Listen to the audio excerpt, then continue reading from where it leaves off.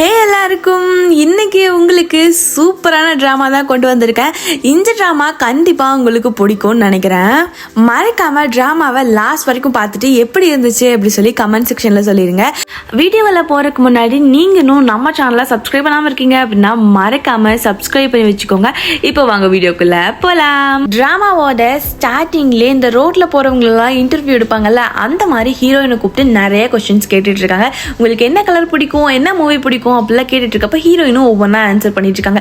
லாஸ்டா நீங்க சின்ன வயசுல இருந்து பார்த்துட்டு இருந்த ஒருத்தவங்களை எகைன் பல வருஷம் கழிச்சு பாக்குறீங்க அப்படின்னா அவங்க கிட்ட என்ன சொல்லணும்னு நினைக்கிறீங்க அப்படிங்கிற மாதிரி கேட்டப்ப ஹீரோயின் இருந்துட்டு அவங்களுக்கு என்ன ஞாபகம் இருக்குமான்னு கூட தெரியல அப்படிங்கிற மாதிரி சோகமா சொல்றாங்க.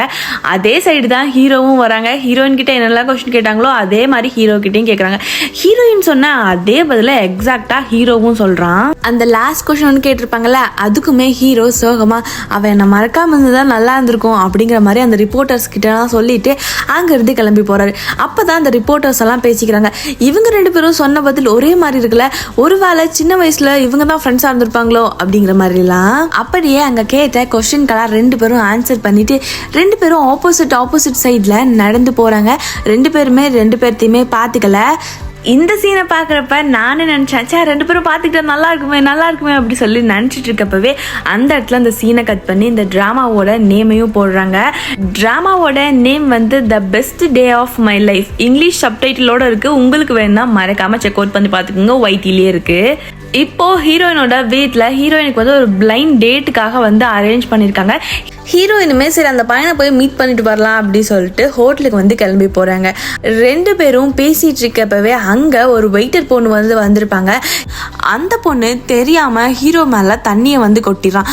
அதுக்கு அந்த பொண்ணை பயங்கரமாக திட்டிடுறான். ஹீரோயினுக்கு இதெல்லாம் பிடிக்கவே இல்லை. ஒரு மாதிரி ஆயிடுறாங்க ஹீரோயின் அங்கேயே. அப்போ தான் அவன் சொல்கிறான், எனக்கு கொஞ்சம் கோவம்லாம் அதிகமாக வரும், அதனால தான் நீங்கள் ஒன்றும் தப்பாக நினச்சிக்காதீங்க அப்படிங்கிற மாதிரி அந்த பையனை சொன்னதும், ஓ அப்படியா சரி அப்படிங்கிற மாதிரி அங்கேருந்து அவன்கிட்ட கோவமாக பேசிட்டு, எனக்கு நிறைய வேலை இருக்குது, உன்னை பார்க்குறதுக்கெல்லாம் எனக்கு டைம் இல்லை, இனிமேல் என் லைஃப்பில் உன்னை மீட்டே பண்ணக்கூடாதுன்னு நினைக்கிறேன் அப்படிங்கிற மாதிரி சொல்லிட்டு அங்கேருந்து கோவமாக கிளம்பிடுறாங்க. இப்போ ஹீரோயின் அந்த வெயிட்டர் பொண்ணை போய் பார்த்துட்டு, உங்கள் கையெல்லாம் ஓகேவா இருக்கா, எதுவும் பிரச்சனை இல்லைல்ல, ஐஸ் கியூப்ஸ் ஏதாச்சும் வேணா நான் வாங்கி தரட்டா அப்படி சொல்லி கேட்குறப்ப அந்த பொண்ணும் இல்லை ஓகே தான் அப்படி சொல்லி சொன்னதோ ஹீரோயினும் சரின்னு சொல்லிட்டு அங்கேருந்து கிளம்பிடுறாங்க. அதே சைடு ஹீரோவை காட்டுறாங்க. ஹீரோ வந்து ஒரு பிஸ்னஸ் விஷயத்துக்காக தான் ரொம்ப வருஷம் கழிச்சு இந்த ஊருக்கு வந்திருக்கான். ஹீரோ இப்படி சொன்னதை கேட்டதும் அவனோட ஃப்ரெண்டுக்குமே பயங்கரமாக குஷி ஆயிடுது. இனிமேல் ஹீரோ இங்கே தான் இருக்க போகிறான் அப்படிங்கிறத நினச்சி அப்போவா நம்ம இன்னைக்கு ஒரு நைட்டுக்கு ஒரு டின்னர் போயிட்டு வரலாம் அப்படிங்கிற மாதிரி ஹீரோவை கூட்டிட்டு ஹோட்டலுக்கு வந்து போகிறான். இப்போ ஹீரோயினை காட்டுறாங்க. ஹீரோயின் காலையிலேயே அந்த பிளைண்ட் டேட்டுக்கு போனப்ப அந்த பையனை திட்டிட்டு வந்துட்டால, அதனால அவங்க அம்மா கூப்பிட்டு பயங்கரமாக திட்டிட்டு இருக்காங்க, எவ்வளோ பணக்கார மாப்பிள்ள, நீ என் மருமகனை போய் இப்படி பேசிட்டு வந்திருக்கிய அப்படிங்கிற மாதிரி. ஹீரோயின் கொஞ்சம் வாயை மூடிட்டு ஃபோனை வைமா அப்படிங்கிற மாதிரி வச்சிடறா. இவங்களும் அதே ஹோட்டலில் தான் இருக்காங்க. ஹீரோவும் இதே ஹோட்டலுக்கு தான் சாப்பிடவும் வந்திருக்கான். இப்போ ஹீரோயின் வந்து அவன் ஃப்ரெண்டு கிட்ட சொல்லி புலம்பிட்டு இருக்காங்க, ஐயோ கல்யாணம்னு என் உயிரை எடுக்கிறாங்கடி எங்கள் வீட்டில் அப்படிங்கிற மாதிரி. இப்போ தான் அந்த பொண்ணு சொல்கிறா, நீ ஸ்கூலில் ஒரு பையனை பார்த்துட்டு இருந்தியா, அந்த பையன் என்னாச்சு அப்படின்னு சொல்லி கேட்குறப்ப, பையனா அது யாரு அப்படின்னு சொல்லி ஹீரோயின் எதுவுமே தெரியாத மாதிரி அப்படியே மழுப்பிடுறாங்க. அதே சைடு ஹீரோவை காட்டுறாங்க. ஹீரோவும் ஹீரோவோட ஃப்ரெண்டும் உட்காந்து சாப்பிட்டு இருக்கப்ப ஹீரோக்கு ஒரு முக்கியமான கால் வருது, அதனால உடனே கிளம்பணும் அப்படிங்கிற மாதிரி அங்கிருந்து கிளம்புறான். அப்போ அவன் ஹீரோயினை பார்க்குறான், எங்கேயோ பார்த்த மாதிரி இருக்கே அப்படின்னு சொல்லிட்டு எதுவும் கண்டுக்காம போயிடறான். ஹீரோயினும் அந்த பையனை பார்க்குறான், இவன் எங்கேயோ பார்த்த மாதிரி இருக்கே, நிறைய டைம் பார்த்த மாதிரி இருக்கே அப்படிங்கிற மாதிரி யோசிச்சுட்டே உட்காந்துட்டு இருக்கா. அவன் ஃப்ரெண்டுமே என்ன யோசிச்சுட்டு இருக்க அப்படின்னு சொல்லி கேட்குறப்ப, இல்லை இங்கே ஒரு பையன் கிராஸ் பண்ணி போனான், அவனை நான் எங்கேயும் ரொம்ப நாளாக பார்த்த மாதிரியே இருக்கு, நல்ல தெரிஞ்ச ஃபேஸ் மாதிரி இருக்கு அப்படி சொல்லி அவள் ஃப்ரெண்டு கிட்ட வந்து ஹீரோயின் சொல்லிட்டு இருக்கா. நைட்டு டின்னர்லாம் முடிச்சுட்டு ஹீரோயின் வீட்டுக்கு டயர்டாக வரா. வந்து பார்த்தா அவளோட ரூம்மேட் அந்த ரூமவே பயங்கரமாக மெஸ்ஸியாக வச்சுருக்காங்க. இதெல்லாம் ஹீரோயினுக்கு சுத்தமாக பிடிக்கவே இல்லை. அந்த பொண்ணுக்கிட்ட கூப்பிட்டு பயங்கரமாக கத்திட்டு ஹீரோயின் கடுப்பில் போய் பெட்டில் படுத்து தூங்கலாம் அப்படிங்கிற மாதிரி போயிடுறாங்க. அங்கே போனதும் ஹீரோயினுக்கு பயங்கரமான மெசேஜ் எல்லாம் வந்துட்டே இருக்கு. நாளைக்கு ஒரு புது ப்ராஜெக்ட் எடுக்க போகிறோம், அதுக்கான முக்கியமான மீட்டிங் இருக்குது, கண்டிப்பாக எல்லாரும் சீக்கிரம் வந்துடணும் அப்படிங்கிற மாதிரிலாம் சொல்லிட்டு இருக்காங்க. ஹீரோயினுமே இருக்கிற கடுப்பில் இவனுக்கு வேற சும்மா நார்மலாக போனாலே வேலையை வாங்காமல் விட மாட்டானுங்க, இதில் மீட்டிங் வேறையா அப்படிங்கிற கடுப்பில் அன்னைக்கு நைட்டு அப்படியே வந்து படுத்து தூங்கிடுறாங்க. நாள் காலையில் எழுந்திரிச்சு வேகமாக ஆஃபீஸ் போனால் ஆஃபீஸே ஆஃபீஸே ஃபுல்லாக பரபரப்பாக இருக்குது. ஐயோ சிஇஓ வந்துருவாங்க, இதை பண்ணுங்க அதை பண்ணுங்க, இதை எடுத்து வச்சிட்டியா அதை எடுத்து வச்சிட்டியா அப்படிங்கிற மாதிரி எல்லாம் போயிட்டே இருக்கு. ஹீரோயின் பார்த்துட்டு ஐயோ நம்ம வேற பிபிடி ப்ரெசன்டேஷன் வேற பண்ணணுமே, அதை கரெக்டாக ப்ரிப்பேர் கூட பண்ணலையே, என்ன பண்ண போகிறோம் அப்படிங்கிற மாதிரி அங்கே பயந்து எல்லாத்தையும் பார்த்துட்டு அப்படியே உட்காந்துட்டு இருக்காங்க. கொஞ்ச நேரத்திலேயே அவங்க மேனேஜர் எல்லாரும் மீட்டிங் ரூம் வாங்க, சிஇஓ வரப்போறாரு அப்படிங்கிற மாதிரி கூப்பிட்டு எல்லாம் கரெக்டாக பண்ணிருவீங்கல்ல, எல்லாம் ஓகே தானே அப்படிங்கிற மாதிரி அவருமே ரொம்ப டென்ஷனாக இருந்துட்டு இருக்காரு. அப்போ கரெக்டாக அந்த சிஇஓ வராரு. சிஇஓ யாருடா அப்படி சொல்லி பார்த்தா தான் தெரியுது ஹீரோ தான் சிஇஓவே அப்படி சொல்லிட்டு. ஹீரோயின் பார்த்த கொஞ்ச நேரத்துக்கு அப்படியே ஒரு ஷாக்லேயே இருந்துட்டு இருக்காங்க. இவன் தான் இவனோ அப்படிங்கிற மாதிரி என்ன பண்ணுறதுனே தெரில. இப்போ தான் ஹீரோயின் நம்ம ஸ்கூலில் படிச்சனே, நம்ம பெஸ்ட் ஃப்ரெண்டு மாதிரி இருக்கானே இவன் அப்படிங்கிற மாதிரி யோசிச்சுட்டே இருந்துட்டு இருக்காங்க. பக்கத்தில் இருக்க கொல்லிக்கிட்டையும் கேட்குறா, இவர் தான் அந்த ஸ்ட்ரிக்டான சிஇஓவா அப்படி சொல்லிட்டு. ஆமாம் பேசாத அமைதியாரு அப்படிங்கிற மாதிரி சொல்லிடுறாங்க. அவங்க மேனேஜருமே அவங்களோட ப்ரெசன்டேஷன் ஒர்க்கை வந்து ஸ்டார்ட் பண்ணுறாங்க, ஒவ்வொன்றா எக்ஸ்பிளைன் பண்ணிட்டு இருக்காங்க. பட் ஹீரோக்கு வந்து இதெல்லாம் சுத்தமாக இன்ட்ரெஸ்டே இல்லை. இந்த மாதிரி நிறைய ஐடியாஸ் வந்து ஆன்லைனில் இருக்குது, வேறு ஏதாச்சும் இருந்தால் சொல்லுங்கள், இது வந்து ஒரு மாதிரி இன்ஸ்பயர் பண்ணுற மாதிரியே இல்லை எனக்கு அப்படிங்கிற மாதிரி சொல்லிடுறாங்க. இப்போ தான் ஹீரோயினா உங்களுக்கு வேறு ஏதாச்சும் ஐடியா இருந்தால் நீங்கள் சொல்லுங்களேன் அப்படிங்கிற மாதிரி ஹீரோயினை பார்த்து கேட்டதும் ஹீரோயின் ஐயோ என்னையா நான் எந்த ப்ரெசன்டேஷனுமே ஒழுங்காக பண்ணதில்லை, என்ன வேறு கேள்வி கேட்குறானே அப்படிங்கிற மாதிரி முழிச்சிட்டே எந்திரிச்சு நின்றுட்டு அவங்களுக்கு தோன்றதெல்லாம் ஹீரோ கிட்டே சொல்ல ஆரம்பிக்கிறாங்க. நம்ம நடத்துகிற எந்த பிராண்டாக இருந்தாலும் சரி, எந்த ப்ராடக்ட் செல்லிங்காக இருந்தாலும் சரி, அதை வந்து ஒரு ஃபோட்டோ ஷூட் எடுத்து நம்ம இன்டர்நெட் போடுறது மூலியமாக நம்மளோட பிராண்டுக்கு வந்து நிறைய யூசர்ஸ் எல்லாம் வந்து கிடைப்பாங்க அப்படிங்கிற மாதிரிலாம் ஹீரோயின் வந்து நிறைய ஐடியாஸ் எல்லாம் ஹீரோக்கு கொடுத்துட்ருக்காங்க. ஹீரோ இவ்வளோ நேரம் நீங்கள் சொன்னதில் இது கொஞ்சம் எனக்கு ஓகேவாக இருக்குது, அப்போ ஓகே இந்த ப்ராஜெக்ட் வந்து நீங்கள் ரெடி பண்ண ஆரம்பிங்க அப்படிங்கிற மாதிரி ஹீரோவும் அந்த இடத்துல வந்து சொல்லிடுறான். அவங்க மேனேஜருக்குமே ரொம்ப ஹாப்பி, ப்ராஜெக்ட் ஓகே ஆயிடுச்சு, அதுவும் ஹீரோயினால ஆயிடுச்சு அப்படிங்கிற மாதிரி. ஹீரோயினுக்கு இன்னும் அந்த டவுட் இருந்துகிட்டே இருக்குது, நம்ம கூட படித்த பையன் இவன் தானோ அப்படிங்கிறது. பட் அவன் வந்து அந்த மாதிரிலாம் எதுவுமே காட்டிக்க மாட்டேன், கேஷுவலாக இருக்கான். அதனால ஹீரோயின் அவங்க கிளம்புறதுக்கு கொஞ்ச நேரத்துக்கு முன்னாடி என் ஸ்கூலில் ஒரு பையன் உங்களை மாதிரியே படித்தான், அவனா நீங்கள் அப்படிங்கிற மாதிரிலாம் அவங்க கிட்ட கேட்டுட்டு இருக்கப்ப அப்படியா அது நான் இல்லையே அப்படிங்கிற மாதிரி ஹீரோவும் ஒரே வார்த்தையில் சொல்லிடுறான். ஹீரோயினுமே ஓ அப்படியா சரி அப்படிங்கிற மாதிரி சொல்லிட்டு நான் தான் தப்பாக புரிஞ்சுக்கிட்டேன் போல அப்படின்னு சொல்லிட்டு அவங்ககிட்டயுமே பேசுகிறான். இட்ஸ் ஓகே ஒன்றும் ப்ராப்ளம் இல்லை அப்படிங்கிற மாதிரி ஹீரோவும் அங்கேருந்து சொல்லிட்டு கிளம்பிடுறான்.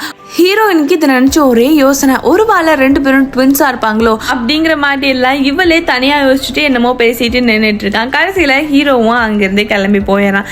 இங்கே நடந்தது எல்லாத்தையுமே ஹீரோயின் வந்து அவளோட பெஸ்ட் ஃப்ரெண்டு கிட்ட அன்னைக்கு நைட்டே உட்காந்து சொல்லிட்டு இருக்கா. அந்த பொண்ணுமே அப்போ வந்து சொல்கிறா, அப்போ எனக்கு அவனை ஒரு ஃபோட்டோ எடுத்து அனுப்புன்னா பார்த்துட்டு உனக்கு கன்ஃபார்ம் பண்ணி சொல்கிறேன் அப்படிங்கிற மாதிரி.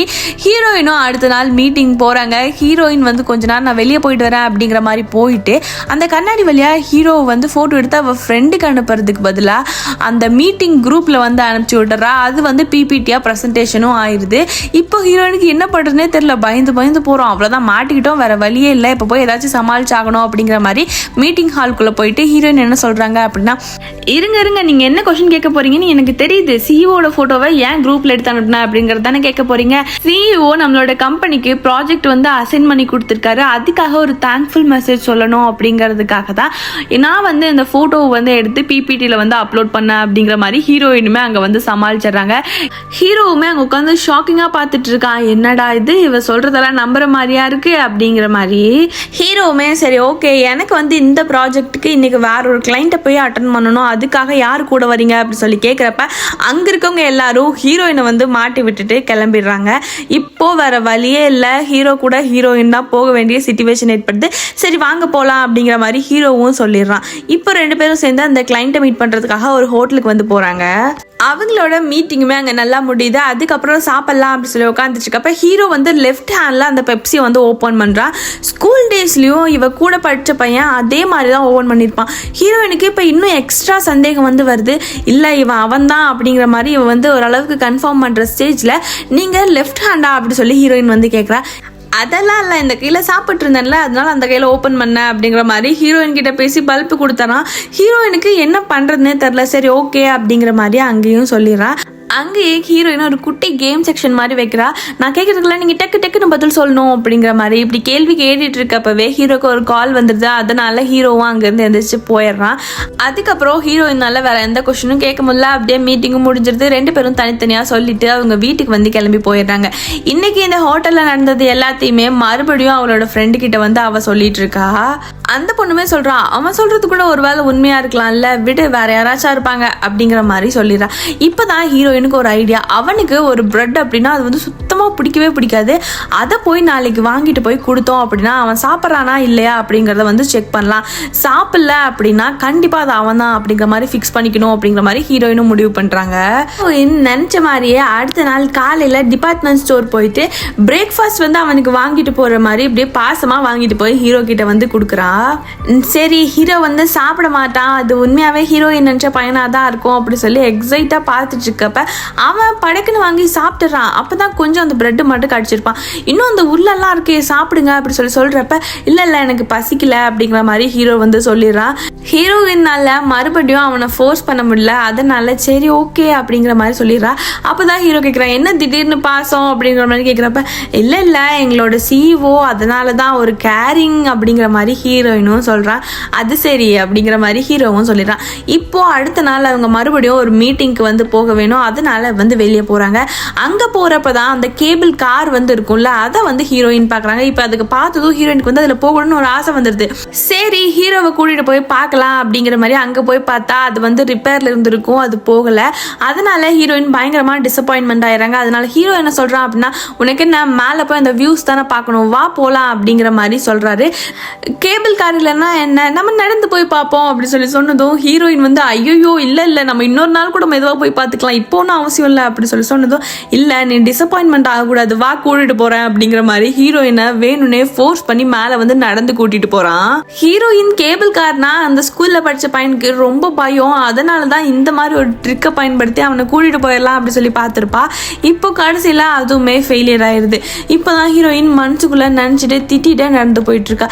இவனை பழி வாங்கலான்னு நம்ம நினைச்சா கடைசியில இவன் நம்மள பழி வாங்குறானே அப்படிங்கிற மாதிரி ஹீரோயினை நின்னு கூட கூட்டிட்டு போல, அவன் பாட்டுக்கு போயிடறான். ஹீரோயினால சுத்தமா முடியல, பயங்கர கடுப்புல நடந்து போய் அங்க வந்து உட்காரான். அப்பாடா அப்படிங்கிற மாதிரி இப்போ இது எல்லாத்தையுமே அவள் ஃப்ரெண்டு கிட்டையுமே அப்டேட் பண்ணிகிட்டே போயிட்டு இருக்கா. அப்போ அவளோட ஃப்ரெண்டு வந்து ஒரு வாய்ஸ் மெசேஜ் அனுப்பியிருப்பா. ஹீரோயின் வந்து ப்ளூடூத் போடுறேன் அப்படின்னு சொல்லி நினைச்சிட்டு ஹீரோக்கு கேட்குற மாதிரியே அந்த வாய்ஸ் நோட்டை வந்து போட்டு விட்டுறான். அவனை ஏமாத்துறான்னு நினைக்கிறேன், அவன் நம்பிலாம் மேலே போகாத அப்படிங்கிற மாதிரி அவள் ஃப்ரெண்டு சொன்னதை ஹீரோ அப்பதான் சொல்றான், நீங்க ப்ளூடூத் இன்னும் கனெக்ட் பண்ணல அப்படிங்கிற மாதிரி. ஹீரோயினுக்கு என்ன பண்றதுன்னே தெரியல, ஒரு மாதிரி ஆயிடுறா. அதுக்கப்புறம் சாரி நான் உங்களை பத்தி சொல்லிட்டு இருந்தேன், அதனால அவ ஏதோ தெரியாம அப்படி சொல்லிட்டா அப்படிங்கிற மாதிரி சொல்லிடுறான். ஹீரோயின் இதே பதட்டத்துல அவனோட ஷர்ட் பட்டனை வேற பிச்சு விட்டுறான். அது இல்லாமல் ஹீரோ இதுக்கும் அவளை வந்து முறைச்சிட்டு வாங்க கீழே போகலாம் அப்படிங்கிற மாதிரி ஹீரோயினை கூட்டிகிட்டு போயிடுறாங்க. ரொம்ப ஓவராக பண்ணுறானே, அவன் யாராக வேணா இருந்துட்டு போகிறோம், நமக்கு பிரச்சனையே இல்லை அப்படிங்கிற மாதிரி ஹீரோயின் வந்து இதுக்கப்புறம் விட்டுறா. இப்போ தான் ஹீரோயின் சொல்கிறா, எனக்கு கொஞ்சம் கோல்டு பிடிக்கிற மாதிரி இருக்குது, நம்ம கீழே போயிடலாம், இவ்வளோ தூரம் மேலே நடந்து வந்தது எனக்கு செட் ஆகல அப்படின்னு சொன்னதும் ஹீரோவும் சரி வா போகலாம் அப்படிங்கிற மாதிரி கூட்டிகிட்டு போகிறான். இப்போ தான் ஹீரோயின் வந்து ஹீரோ பின்னாடியே பேசிட்டு போகிறோம், நீ யாருன்னு நான் கண்டுபிடிக்காம விட மாட்டேன்டா அப்படிங்கிற மாதிரி வன்மத்திலேயே அதோட இந்த எபிசோடுமே முடியுது. இந்த ட்ராமா எப்படி இருந்துச்சு, உங்களுக்கு பிடிச்சிருந்துச்சா? இந்த டிராமாவோட அடுத்தடுத்த எபிசோட் வந்து கண்டினியூ பண்ணலாமா வேணாமா அப்படிங்கிறத மறக்காம கமெண்ட் செக்ஷன்ல சொல்லிருங்க. அடுத்த எபிசோட்ல நாளைக்கு பார்க்கலாம். அது வரைக்கும் பாய்.